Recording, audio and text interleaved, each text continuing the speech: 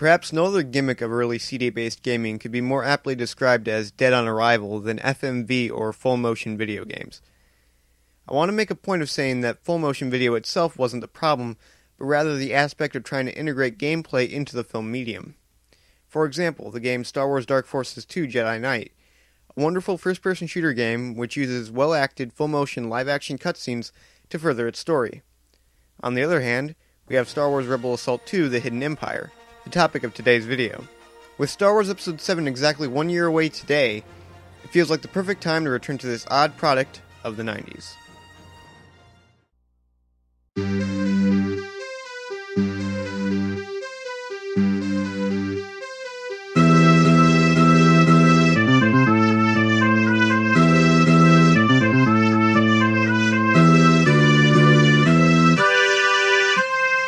Mike the Gamer Guy.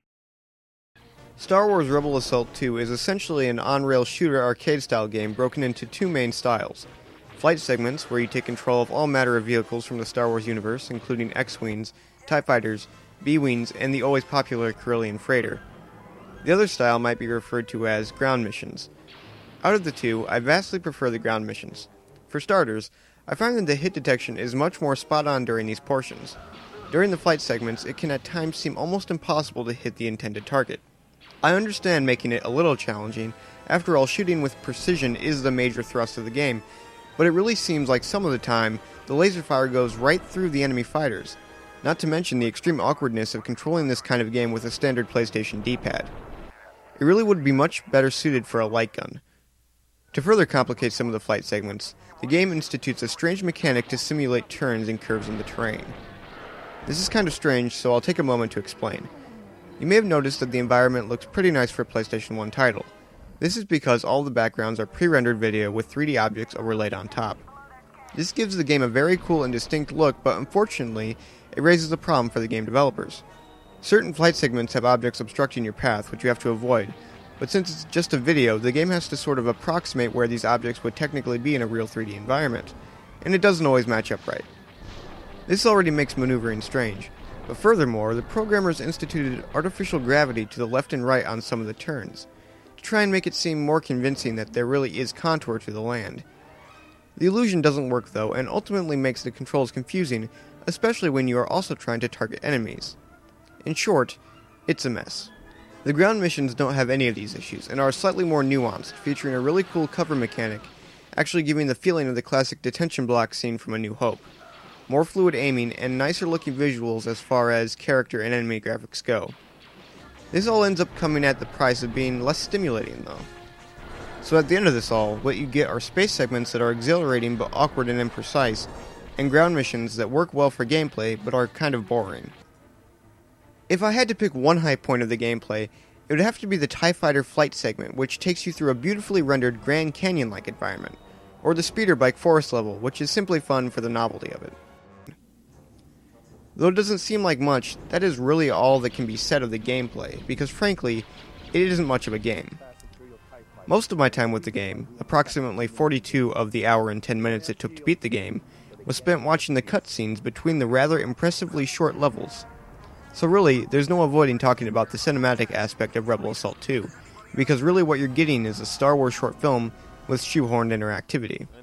The game stars Jameson Jones as Rebel Pilot Rookie 1. You may know him for his role in the classic PlayStation 1 game, Star Wars Rebel Assault 2 The Hidden Empire. Yeah, there really isn't any high-profile actors here, and that definitely shows in their performance. The Rebel characters are especially marred with poor acting and lack of emotion. In one particular instance that stuck out in my head, a Rebel pilot witnesses the death of a panicking Corellian pilot, and doesn't even bat an eye. The rest of the low points of acting are mostly just goofy facial expressions, or the occasional poor read of an already below-average script. In a way, it actually makes it kind of charming for the cheese factor alone. And I do have to say that the Imperials, and particularly Darth Vader's actor, are much better in comparison, but never reached the amazing heights of the original trilogy, unsurprisingly.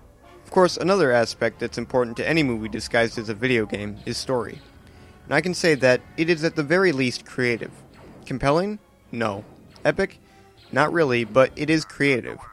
The plot involves the Empire working on a new kind of spacecraft, the TIE Phantom, which has a really cool design, and has cloaking capabilities straight out of Star Trek. but the story never really goes deep into it, never gets very interesting, but, well, it just never gets really interesting. Also, spoiler warning, not that it really matters, but the ending is absolutely terrible. Essentially, everything you work to achieve blows up, returning things to the status quo. As a cinematic work, that's not something that should ever happen in my opinion. Lastly, I'd just like to make a point on FMV games as a whole. If there was ever something to point at to say why video games and movies should be separate, it's FMV games. A lot of game devs today like to go on about deep story and movie-like cinematics. I just have to wonder, have we so quickly forgotten what happened when the industry last tried this? In the end, no amount of story, special effects, or acting will make a game more enjoyable if it's not built on a solid core. So, final verdict. Rebel Assault 2: The Hidden Empire. For the Star Wars fan, there's the novelty of live-action footage pre-Episode 1, but beyond that, it's very hard to recommend it.